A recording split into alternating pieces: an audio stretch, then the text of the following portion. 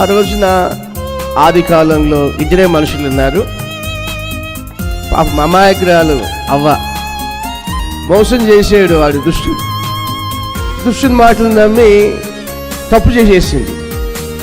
దుష్టుడు నా భార్యను మోసం చేశాడు, నా భార్య పొరపాటున పడిపోయింది, ఇక నా భార్యకు శిక్ష వస్తుంది, ఆ మొక్కతో శిక్ష పొందితే ఎట్లా, నేను కూడా శిక్ష పొందుతాను ఆమె కోసం, ఆమె నా ఎముక అని చెప్పి ఆమె కొరకు ఆ మొదటి మనిషి తప్పని తెలిసినా తన భార్యకు లోబడిపోయాడు. కారణం ఏంటంటే ప్రేమ ఇడిచిపెట్టవద్దు, ఇడిచిపెట్టవద్దు.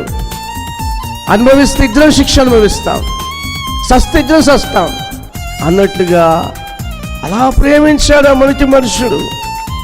నా ప్రియమైన సహోదరులారా, యేసు ప్రభువు కూడాను అలాగే సంఘం కొరకు తన ప్రాణాన్ని అర్పించేశాడు.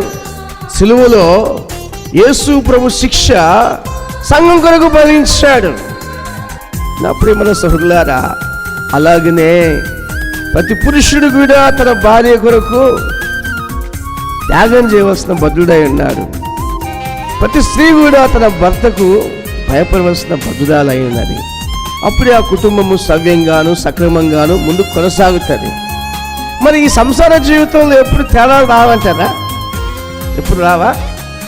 భార్య భర్తల మధ్యలో తేడాలు వస్తాయి, కానీ తెగదెంపులు కావాలి.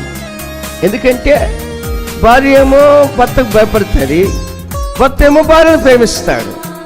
తెగదెంపులు అవ్వవు. ఇద్దరి మధ్యలో తేడాలు వచ్చినా తెగదెంపులు చేసుకోరు. ఇది దేవుడు సృష్టించిన సృష్టి, ఇది గొప్ప మర్మం. మనుషులు చనిపోయే వరకు కలిసి బతికేది ఎవరంటే, ఒక ఇద్దరు కలిసి బతికేది ఎవరంటే భార్య భర్తలే.